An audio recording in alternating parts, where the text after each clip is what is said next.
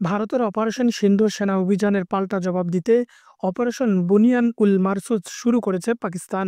এ অভিযানের আওতায় ইতোমধ্যেই গতকাল শুক্রবার রাতে ভারতের ১১টি সামরিক স্থাপনা হামলা চালিয়েছে পাকিস্তানের প্রতিরক্ষা বাহিনী। এই স্থাপনাগুলোর মধ্যে পাঠানকোট বিমান ঘাঁটি, উদামপুর বিমান ঘাঁটি, গুজরাট বিমান ঘাঁটি, রাজস্থান বিমান ঘাঁটি এবং ভারতের সুপারসনিক ক্রুজ ক্ষেপণাস্ত্র ব্রহ্মসের একটি মজুদ স্থান উল্লেখযোগ্য।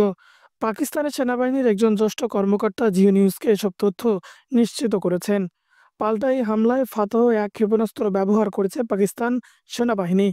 দেশটির নিজস্ব প্রযুক্তিতে তৈরি এই ক্ষেপণাস্ত্রের রেঞ্জ ১২০ কিলোমিটার। পাকিস্তানের সামরিক বাহিনীর এই কর্মকর্তা জানিয়েছেন, শুক্রবার রাতের হামলায় ভারতের জম্মু কাশ্মীরের বারামুলা জেলার উরি শহরের ভারতীয় সেনাবাহিনীর একটি ব্রিগেডের হেডকোয়ার্টার এবং সরবরাহ বা রসদ ডিপো, নাগরোটা শহরের ভারতীয় সেনাবাহিনীর একটি আর্টিলারি ব্যাটারি ধ্বংস হয়েছে।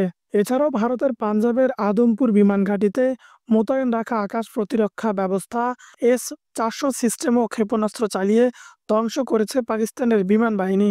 এই হামলায় ব্যবহার করা হয়েছে পাকিস্তানের বিমান বাহিনীর যুদ্ধ বিমান JF-17। শুক্রবারের হামলায় এটিকে সবচেয়ে বড় সাফল্য বলে উল্লেখ করছেন পাকিস্তানের প্রতিরক্ষা বাহিনীর এই কর্মকর্তা। গত 22 এপ্রিল ভারতের জম্মু কাশ্মীরের রাজ্যের পেহেলগামের বৈশরণ উপত্যকায় হামলা চালিয়ে ১৬ জন পর্যটককে স্বয়ংক্রিয় রাইফেল দিয়ে হত্যা করে একদল সন্ত্রাসী। নিহত এই পর্যটকদের সবাই পুরুষ এবং অধিকাংশই হিন্দু ধর্মাবলম্বী। এ ঘটনায় সিন্ধু নদের পানি বন্টন চুক্তি ও পাকিস্তান নাগরিকদের ভিসা বাতিল সহ পাকিস্তানের বিরুদ্ধে কয়েকটি কূটনৈতিক পদক্ষেপ নেয় ভারত। জবাবে ভারতের জন্য আকাশসীমা বন্ধ, ভিসা বাতিল সহ কয়েকটি পাল্টা পদক্ষেপ নেয় পাকিস্তানও।